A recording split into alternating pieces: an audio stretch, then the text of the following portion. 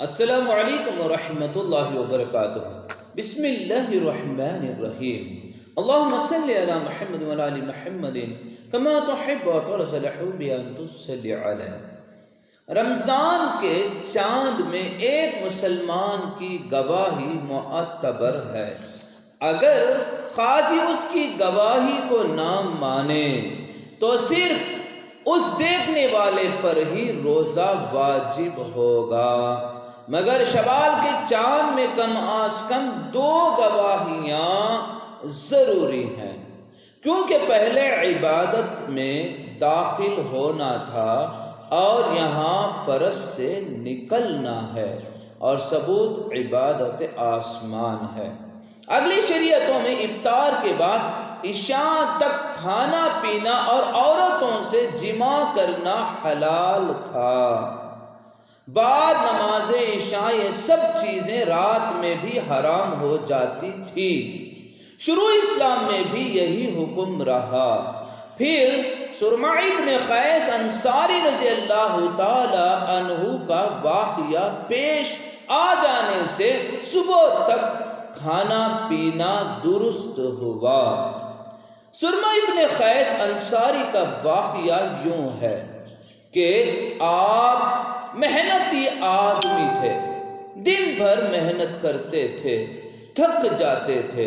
ایک دن روزے کی حالت میں کام کیا، رات کو گھر آئے، بیوی سے کھانا مانگا، وہ پکانے میں مصروف ہوئے، یہ لیٹ گئے، تھکے تو تھے ہی، آنکھ لگ گئی۔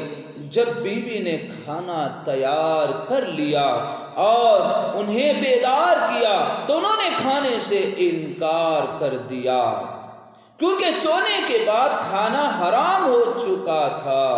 حضرت سرمہ نے اسی حالت میں دوسرا روزہ رکھ لیا، جس سے بہت کمزور ہو گئے۔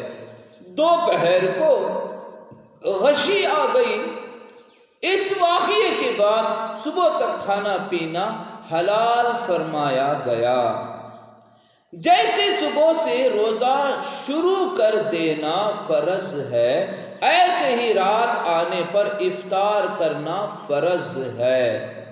چند صورتوں میں کھانا پینا فرض شرعی ہے، فرض شرعی ہے۔ ایک، جب بھوک پیاس کی شدت سے جان جانے کا خطرہ ہو، کیونکہ جان کی حفاظت فرض ہے۔ دوسرے، روزہ افطار کے وقت کے روزے پر روزہ رکھنا حرام ہے۔ دوسرے، روزہ افطار کے وقت کے روزے پر روزہ رکھنا حرام ہے۔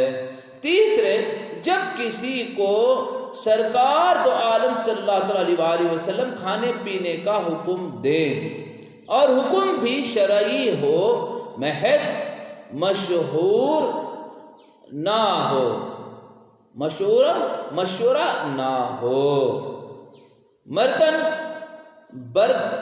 برت رکھ کر جان دینا یا بھوک ہڑتال کرنا سخت منع ہے۔ مردن برت رکھ کر جان دینا یا بھوک ہڑتال کرنا سخت منع ہے۔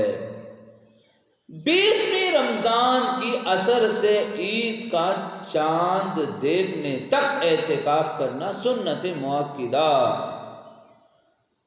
علی الکفایہ، سنت مؤکدہ علی الکفایہ ہے کہ اگر ایک بستی میں کسی ایک نے کر لیا تو سب بری ہو گئے۔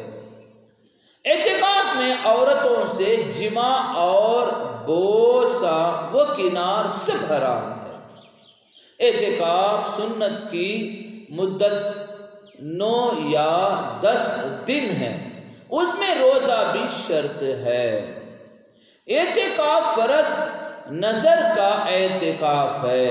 اعتکاف فرض نظر کا اعتکاف ہے، اس کی مدت کم از کم 1 دن رات ہے، اس میں بھی روزہ شرط ہے، مگر اعتکاف نفل کے لیے نامدت مقرر ہے۔ نہ روزے کی شرط ہے۔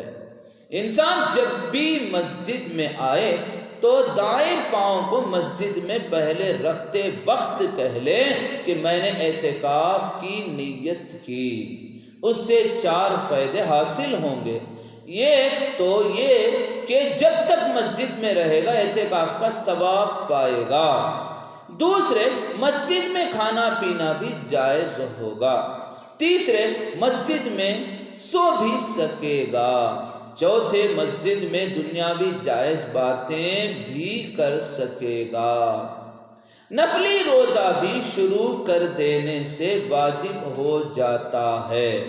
نفلی روزہ بھی شروع کر دینے سے واجب ہو جاتا ہے اور اس کا پورا کرنا فرض ہوتا ہے۔ روزہ و وصال یعنی روزے پر روزے رکھنا منع ہے۔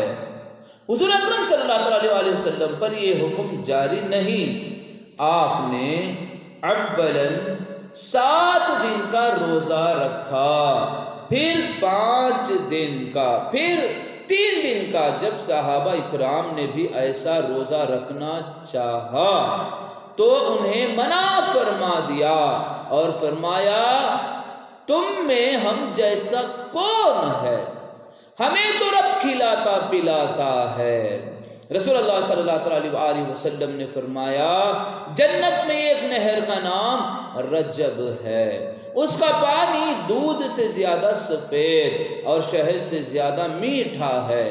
اللہ تعالیٰ اس میں سے اسے پلائے گا جس نے رجب میں 1 دن کا بھی روزہ رکھا ہوگا۔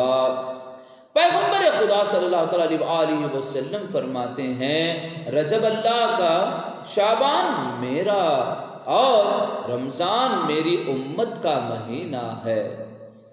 مشائخ نے لکھا ہے کہ شب قدر میں ہر چیز سجدہ کرتی ہے، یہاں تک کہ درخت زمین میں گر جاتے ہیں اور پھر اپنی جگہ کھڑے ہو جاتے ہیں۔